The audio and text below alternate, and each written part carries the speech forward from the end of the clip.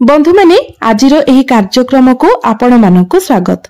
आजिर एही कार्यक्रमटी कर्कट राशिर व्यक्ति विशेष मानक पई बहुत गुरुत्वपूर्ण अटे, कारण एही रज संक्रांति ठारू आपणक जीवन रे एक नूतन परिवर्तन हेबाको जाउछि।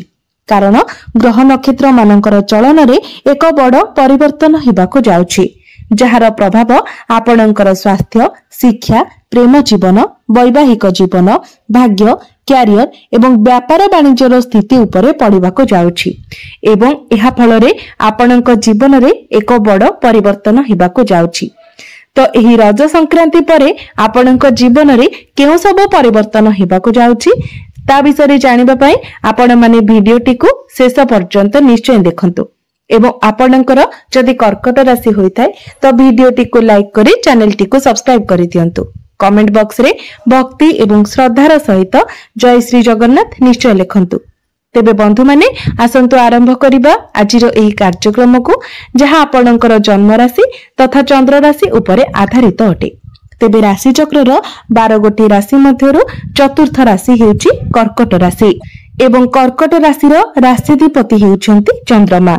तेबे बंधु माने आपणक कुंडलीर द्वितीय भावरे विराजमान अछंती मंगल एवं केतु, अष्टम भावरे विराजमान अछंती राहु, नवम भावरे विराजमान अछंती शनि, दशम भावरे विराजमान अछंती शुक्र एवं आपणकर द्वादश भावरे विराजमान अछंती बुध, सूर्य एवं गुरु।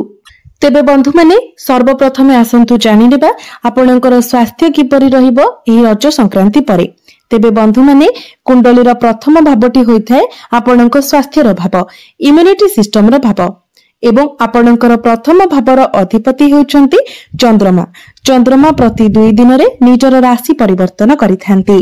तेबे बंधु माने आपणक कुंडली रे गुरु दुर्बल स्थिति रे अछंती, तेनु आपणकर पेट जनित समस्या देखा देबो, लिवर, डाइजेशन ए सब रे प्रॉब्लम देखा देबो। आपणकर मोटापण बढ़िबा बोली समस्या मध्ये देखा दे।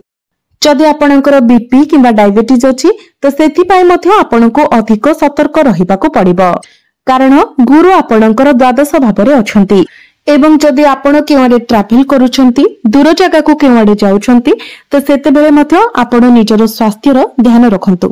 विशेष करी आपण बाहर खाद्य को अवॉइड करबा पई चेष्टा करंतु।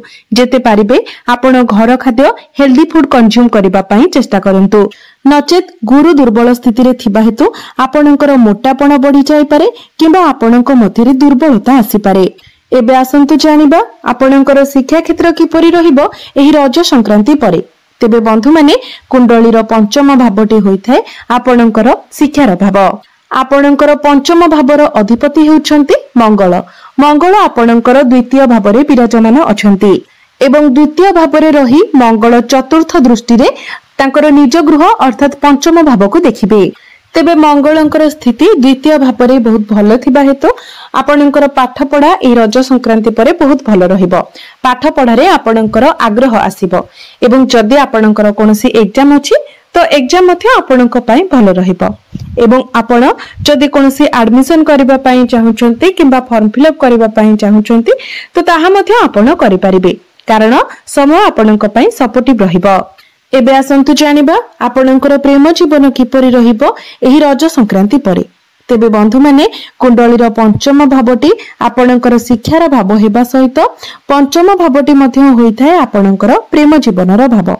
तो आपणक पंचम भावर अधिपति हेउछंती मंगल। मंगल आपणकर द्वितीय भावरे विराजमान अछंती।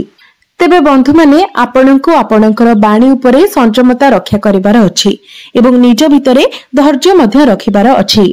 स्ट्रेट फॉरवर्ड होई जेमिति आपण किछि न कहंती किबा अधिक कठोर न होंती सेथि प्रति मध्य आपण ध्यान रखिबे, कारण मंगल जेतेबेले सूर्यंकर राशि को आसीबे आपणकर द्वितीय भाव को आसीबे तो आपणकर बाणी रे गोटे प्रकारर एटीट्यूड आसीबो, आपणक मध्यरे अधिक क्रोध रहिबो, एग्रेशन रहिबो। तो ए सब को जदि आपण कंट्रोल न करंती तो एहार खराब प्रभाव आपणक प्रेम जीवन उपरे पड़ि पारे। किंतु जदि सेमिति देखिबा को जिबा तो आपण निजर भूल को किंतु बुझी पारिबे एवं निजर भूल को रियलाइज मध्य करिवे एवं निजे मध्य सब जिनिस गुडी को सजाडी नेबे तो आपणकर प्रेम जीवन एही रज संक्रांति परे भलो रहिबो। एबे आसंतु जानिबा आपणकर वैवाहिक जीवन किपरि रहिबो एही रज संक्रांति परे। तो बंधु माने कुंडलीर सप्तम भावटी होइथाय आपणकर वैवाहिक जीवनर भाव। आपणक सप्तम भावर अधिपति हेउछन्ति शनि। शनि आपणकर नवम भावरे विराजमान अछन्ति। तो बंधु माने इहा पूर्वर शनि आपणकर अष्टम भावरे थिले। आपणक राशि रे शनि अढ़ेई चलिथिला, जहा फल पूर्वर आपणकर वैवाहिक जीवन रे अनेक प्रकार समस्या रहिथिला। आपणकर जीवन साथी स्वास्थ्य रे मध्य अनेक समस्या देखा देउथिला, जहा वर्तमान धीरे धीरे समाधान होइजिवो। वर्तमान शनि आपणकर नवम भावरे अछंती, तो आपणकर वैवाहिक जीवन ठीक ठाक रहिबो एवं आपणकर जीवन साथी भाग्य रे मध्य उन्नति हेबो। आपणकर जीवन साथी क्यारियर रे ग्रोथ आसीबो। जदि पूर्वर आपणक मध्यरे किछि वैचारिक मतभेद थिला तो ताहा मध्य समाधान होइजिवो। आपणक मध्यरे बुझामणा भल रहिबो। आपणक मध्यरे अंडरस्टैंडिंग बहुत भल रहिबो। एबे आसंतु जानिबा सबुठार गुरुत्वपूर्ण विषय वस्तु आपणकर भाग्य, क्यारियर एवं व्यापार वाणिज्यर स्थिति किपरि रहिबो एही रज संक्रांति परे। तो बंधु माने कुंडलीर नवम भावटी होइथाय आपणक भाग्यर भाव। आपणक नवम भाव अर्थात भाग्य भावर अधिपति हेउछन्ति देवगुरु बृहस्पति। गुरु आपणकर द्वादश भावरे विराजमान अछन्ति एवं आपणकर भाग्य स्थान रे शनि विराजमान अछन्ति। तो बंधु माने आपण जदि भाग्य संबंधित किछि भी कार्य करिबा पई चाहुछन्ति, कोनोसी भी कार्यर आरंभ करिबा पई चाहुछन्ति, तो मने रखंतु तरबरिया भावरे आपण किछि भी जेपरि न करंती। कारण प्रथमे तो शनि आपणकर भाग्य स्थान रे विराजमान अछन्ति। कर्कट राशि एवं कर्कट लग्न पाई शनि को अकारक बोली माना जायथाय। तेणु आपणकर भाग्य टिके स्लो होइजिवो। प्रत्येक क्षेत्र रे आपणको बाधा विघ्नर सामना करिबाको पड़िबो। प्रथमे तो शनि आपणकर नवम भावरे अछंती, द्वितीय रे आपणक भाग्य भावर अधिपति द्वादश भावरे विराजमान अछंती।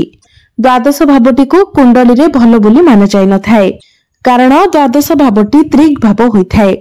तो भाग्य आपणकर टिके दुर्बल होइजिवो। जदि आपण शेयर मार्केट, स्टॉक मार्केट रे किबा ट्रेडिंग रे आपण किछि इन्वेस्ट करूचंती तो तरबरिया भाबरे किछि करंतु नाही, नचेत आपण क्षति रे पड़ी पारंती। जदि आपण कोनोसी बड़ कार्य आरंभ करूचंती, किछि बड़ जिनिस आपण किना किनी करूचंती, तो ता पूर्वरो आपण निजर कुंडली को भलो भाबरे एनालिसिस करै नियंतु, कारण ए सबुरे आपणको टिके बाधा विघ्नर सामना करिबाको पड़ी पारे। एबे आसंतु जानिबा आपणकर क्यारियर किपरि रहिबो एही रज संक्रांति परे। तेबे बंधु माने कुंडलीर दशम भावटी होइथाय आपणक क्यारियर भाव। आपणक दशम भावर अधिपति हेउछन्ति मंगल।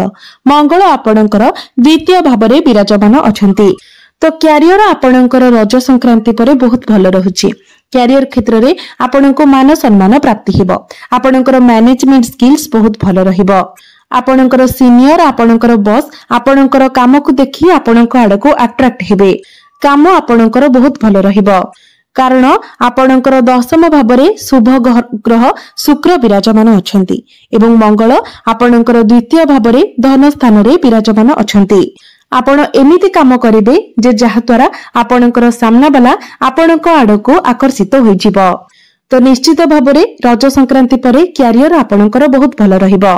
कार्य क्षेत्र रे आपण उन्नति करिवे, आपणकर ग्रोथ हेबो। एहा सहित आपणको एमएमसी कंपनी रु जॉब ऑफर मिलिबार मध्य बहुत अधिक संभावना रहुछि। तेबे आपणको निजर क्रोध उपरे संयमता रखिबार अछि एवं आपणको मध्यरे जे एटीट्यूड रहिबो ताकू मध्य आपणको निज भितरे रखिबार अछि। बिजनेस कथा जदि कहिबा तो बिजनेस आपणकर रज संक्रांति परे बहुत भलो रहिबो। बिजनेस आपण आगो को बढ़ाई पारंती। बिजनेस रे आपण नुआ किछि जिनिस जोड़ी पारंती। एबे आसंतु जानि नेबा किछि प्रतिकार विषय रे। जे प्रतिकार गुडिक करिबा तारा जहा सब अशुभता रहुछि से गुडिक खंडन हेबो एवं आपणको अधिक मात्रा रे शुभ फल प्राप्ति हेबो। तो प्रत्येक दिन आपण मंगलंकर बीज मंत्र 108 थर जप करंतु। एहा सहित गुरुंकर स्थिति दुर्बल थिबा हेतु प्रत्येक दिन आपण गुरुंकर बीज मंत्र 108 थर जप करंतु। प्रत्येक दिन विष्णु सहस्र नामर पाठ करंतु। एहा सहित प्रत्येक दिन आपण हनुमान चालीसार मध्य पाठ करंतु एवं प्रत्येक दिन उदित सूर्य को तंबा पात्र रे जलार्घ्य अर्पण करंतु। निश्चित भाबरे आपणको अधिक मात्रा रे शुभ फल प्राप्ति हेबो। तेबे बंधु माने आपणकर जीवन मंगलमय हेउ, एहा ही ईश्वरक निकटरे मोर प्रार्थना।